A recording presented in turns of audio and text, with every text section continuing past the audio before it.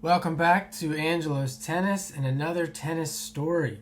If you like these stories and you're interested in more, check out my playlist. I have a playlist with a bunch of tennis stories from my life. And this was probably 15 years ago, I'd say. And I was really getting good at tennis.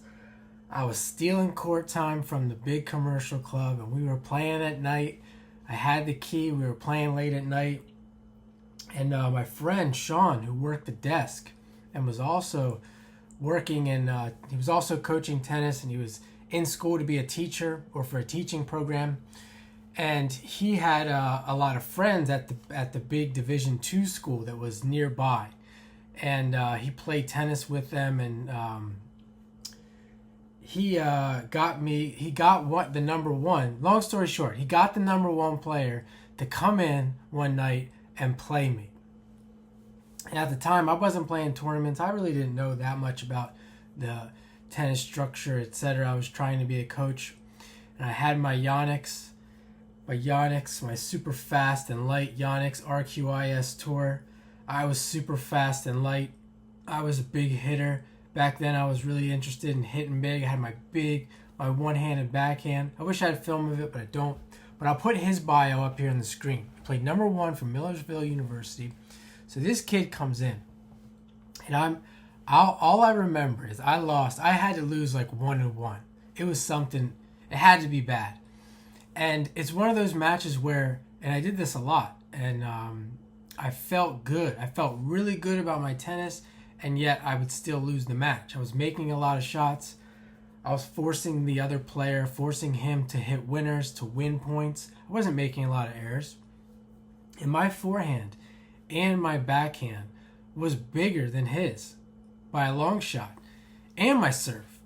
But I didn't really do that much that I talk about now on the channel. I talk about accuracy and hitting spots and the tennis map. I didn't really have any awareness of that back then. I was doing what most of you are doing on YouTube, watching these other coaches, these other scammers do what they do. They don't know what they're talking about. One or the other. I don't know what they're either scamming or they don't know what they're talking about, or they have messed up ideas in their head. And that would have helped me out because I might not have got crushed by this guy in my ignorance. And I tell you what else I used to do. I was really big on the Sanchez Casal. I was learning that the X and the V, and I had the big one-handed backhand. I would do the backwards V and just explode on a backhand. And mind you, this might have had something to do with it. I don't know. I was using a racket that was like 295 grams. I was using polyester back then, and I weighed like 125 pounds. So, 5'7", 125 pounds. I don't know if that had anything to do with it, but I still think it was lack of this knowledge of where to hit the ball, and among other things. But I remember him hitting. He hit a short ball as hard as he could, and after he hit it, he said, "That's as hard as I can hit." And it wasn't even that hard, but it was effective. And I don't know why he said that. I don't know if he said that because I was hitting the way I was, or if he had talked to Sean about this before. But he went on to be a doctor, I guess, or a physician's assistant. He was looks like a volunteer assistant coach at another school, and he played number one for that school, and he was known in the area as being a really good player. I know he had a background in hockey. I talk about that as well, like having this all-around sport experience. And hockey is amazing for tennis. It's one of my top sports. And I talk about this in the tennis stories as well. Kids would come in, people would come on the court with me, and when they say they played hockey, that was the one. They were the most impressive without having any tennis experience. And this is just one of the experiences I had when I really started to see that what I was doing, how I was training, wasn't correct. Again, like I said, it was fun. It felt good. I even looked good. I felt good. I looked good. It was fun. The other players thought I was good. They used to say things like, "He's really good. I don't know what his problem is," because I wasn't winning.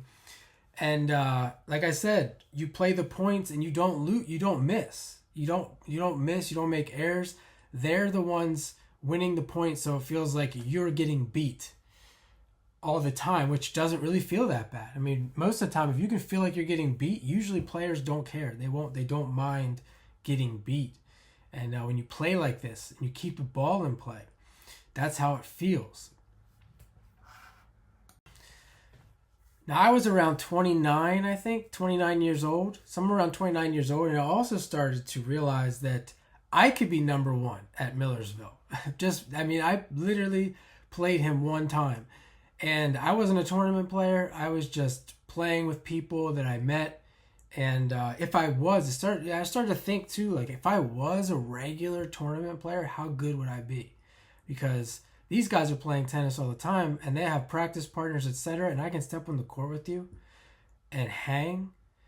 And I never played college tennis. I rarely played any tournaments, etc., etc. It started to get me thinking, which I'll get more into that into this channel, and how to help you if you're interested, especially juniors out there, how you can hack the program and get ahead quick.